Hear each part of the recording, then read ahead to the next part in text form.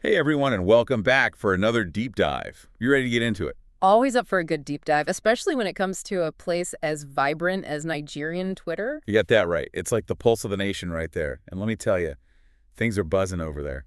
Oh, tell me about it. What's caught your eye this time? Well, you've got two totally different trends going on. One's all about spiritual vibes. Yeah, The other one, well, it's definitely political.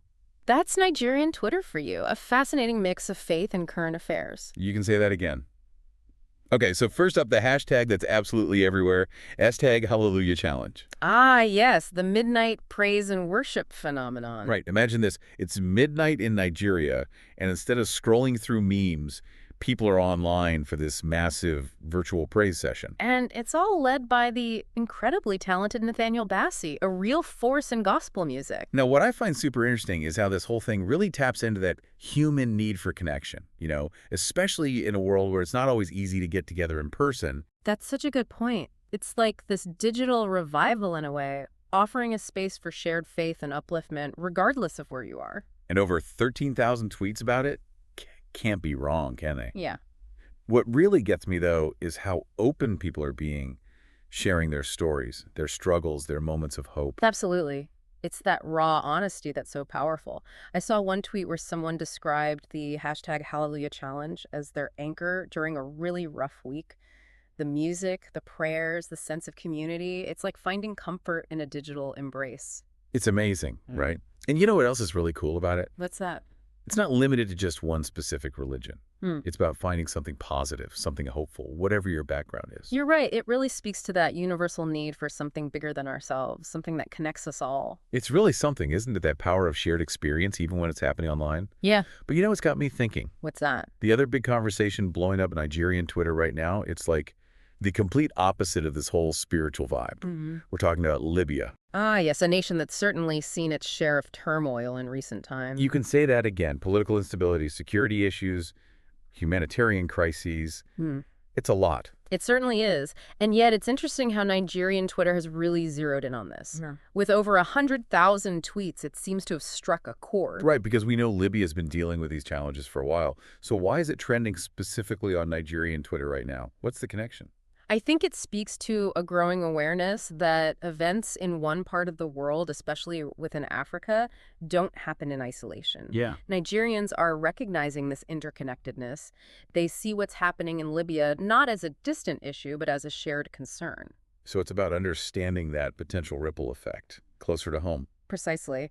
And when we look at the sources, we see three key reasons for the surge in engagement. First, there's that strong sense of regional connection.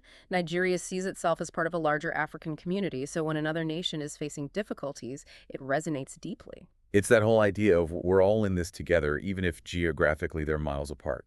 Exactly. And then secondly, this is a big one. Nigerians are really tuned into the potential economic impacts. Political instability can send shockwaves through the region, impacting everything from trade routes to oil prices, even the cost of everyday goods. Makes sense.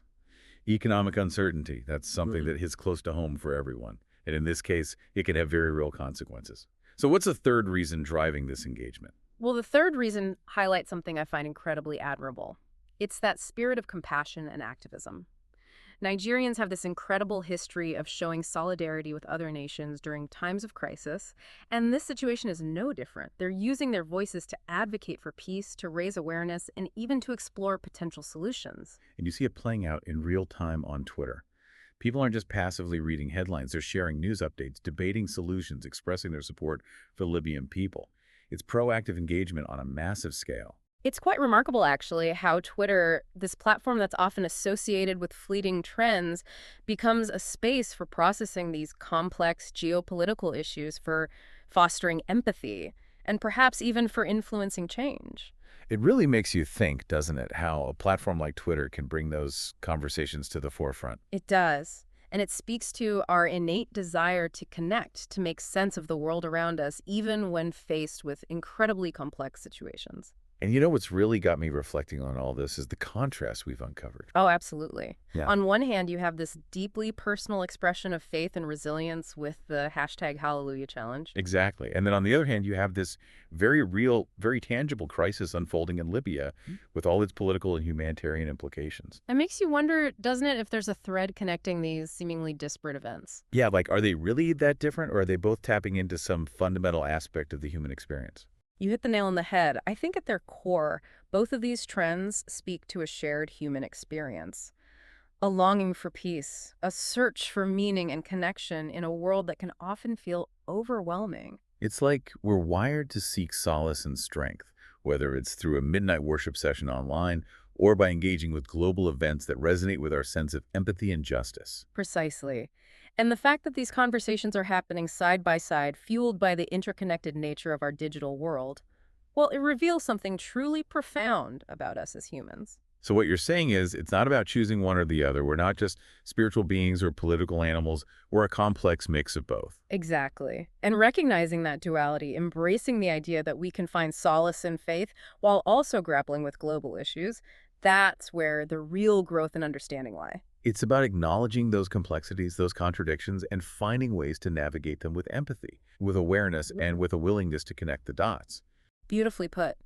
And as you encounter these seemingly disparate stories, these trending topics that catch your eye, I encourage you to look for those unexpected connections. Ask yourself how the personal intersects with the political, how faith informs our understanding of global events. It's about digging a little deeper, seeing those nuances, and recognizing that even in our hyper-connected world, the human experience remains beautifully and wonderfully complex. Well said. Thanks for joining us for another deep dive. Until next time, keep exploring, keep questioning, and keep connecting those dots.